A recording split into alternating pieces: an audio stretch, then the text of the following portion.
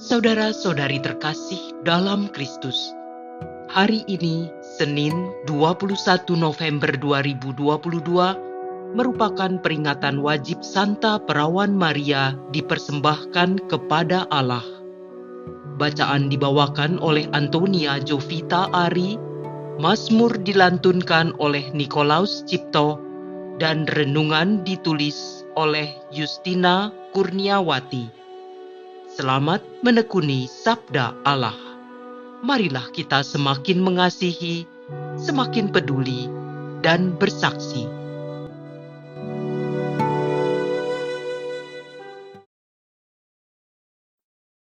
Dalam nama Bapa dan Putra dan Roh Kudus. Amin. Segala puji syukur kepadamu ya Allah Bapa yang Maha Baik, atas nafas kehidupan yang telah kami terima di hari kemarin. Dan kami disegarkan pagi ini untuk kembali mendengarkan firman-Mu. Bukalah hati dan pikiran kami, agar kami dapat memahami kehendak-Mu. Amin. Bacaan dari kitab Wahyu bab 14 ayat 1-3 dilanjutkan ayat 4b sampai 5. Aku Yohanes melihat, sungguh anak domba berdiri di bukit Sion, dan bersama-sama dengan dia 144.000 orang. Pada dahi mereka tertulis nama anak domba dan nama bapanya. Lalu aku mendengar suatu suara dari langit, bagaikan desau air bah dan bagaikan deru guruh yang dahsyat. Dan suara yang kudengar itu bunyinya seperti permainan kecapi. 144.000 orang itu menyanyikan suatu nyanyian baru di hadapan tahta dan di depan keempat makhluk serta tua-tua. Tidak seorang pun dapat mempelajari nyanyian itu selain ke 144.000 orang yang telah ditebus dari bumi. Merekalah orang-orang yang mengikuti anak domba kemana saja ia pergi. Mereka ditebus dari antara manusia sebagai kurban-kurban sulung bagi Allah dan bagi anak domba. Dan di dalam mulut mereka tidak terdapat dusta. Mereka tidak bercela. Demikianlah sabda Tuhan.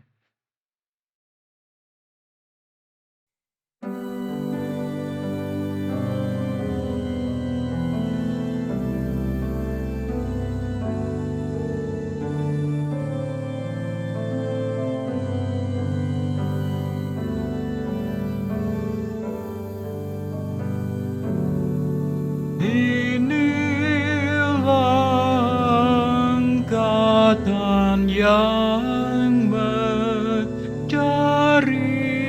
wajah-Mu ya Tuhan. Milik Tuhanlah bumi dan segala isinya, jagat dan semua yang diam di dalamnya. Sebab Dialah yang mendasarkan bumi di atas lautan dan menegakkannya di atas sungai-sungai. Inilah angkatan yang mencari wajah-Mu ya Tuhan. Siapakah yang boleh naik ke gunung Tuhan? Siapakah yang boleh berdiri di tempat-Nya yang kudus? Orang yang bersih tangannya dan murni hatinya, yang tidak menyerahkan diri kepada penipuan dan tidak bersumpah palsu. Inilah angkatan yang mencari wajah-Mu ya Tuhan. Dialah yang akan menerima berkat dari Tuhan dan keadilan dari Allah penyelamatnya. Itulah angkatan orang-orang yang mencari Tuhan, yang mencari wajah-Mu, ya Allah Yakub. Inilah angkatan yang mencari wajah-Mu ya Tuhan.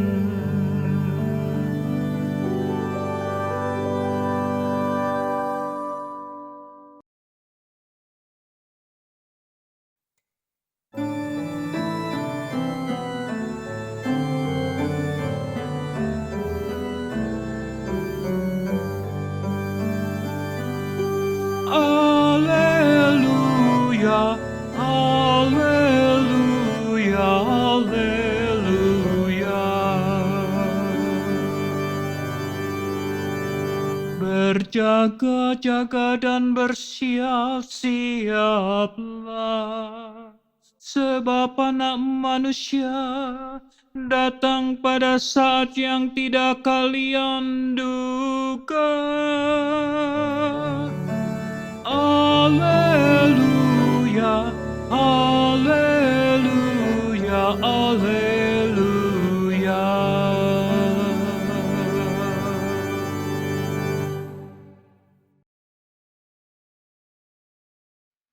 Inilah Injil suci menurut Lukas bab 21 ayat 1 sampai 4. Di bait Allah tatkala mengangkat muka, Yesus melihat orang-orang kaya memasukkan persembahan mereka ke dalam peti persembahan. Ia melihat juga seorang janda miskin memasukkan 2 peser ke dalam peti. Maka Yesus berkata, "Aku berkata kepadamu, sesungguhnya janda miskin ini memberi lebih banyak daripada semua orang itu. Sebab mereka semua memberi persembahannya dari kelimpahannya. Tetapi janda ini memberi dari kekurangannya. Bahkan ia memberi seluruh nafkahnya." Demikianlah sabda Tuhan.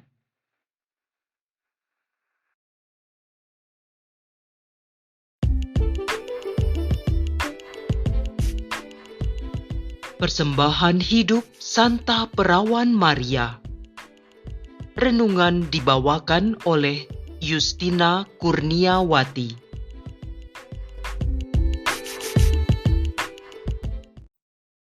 Renungan hari ini sangat baik, yaitu tentang pemberian seorang janda miskin. Apanya sih yang menarik? Kok bisa orang miskin memberikan persembahan? Biasanya mereka adalah target yang menerima bantuan dana sosial. Karena merekalah yang digolongkan sebagai kaum miskin, lemah, dan difabel. Bahkan minggu lalu, tanggal 13 November, diadakan misa khusus untuk orang miskin sedunia. Bapak, Ibu, saudara, dan saudari yang terkasih di dalam Kristus. Orang yang kurang beruntung selalu ada sepanjang masa. Kita semua pada saat tertentu bisa saja termasuk orang yang kurang beruntung di dalamnya. Melalui bacaan Injil hari ini, kita mendengar Yesus berkata, "Sesungguhnya janda miskin ini memberi lebih banyak daripada semua orang itu, sebab mereka semua memberikan persembahannya dari kelimpahannya. Tetapi janda ini memberikan dari kekurangannya. Bahkan ia memberikan seluruh nafkahnya." Lukas bab 21 ayat 3 sampai dengan 4. Setiap orang, baik kaya maupun miskin, dapat memberikan persembahan kepada Tuhan tanpa dilihat jumlahnya. Karena yang terpenting adalah sikap hati dan motivasi persembahannya. Orang yang dianggap berkekurangan sekalipun tetap bisa mengucapkan syukur atas berkat yang ia terima dari Tuhan, seperti berkat kesehatan, hati yang bersukacita, mungkin karena bertemu dengan orang-orang baik yang Tuhan kirim dalam hidup mereka. Sedangkan orang-orang baik juga mungkin tidak hanya memberikan berupa bantuan uang. Mereka bisa memberikan pendampingan saat mereka bingung mengambil keputusan atau mencari jalan keluar.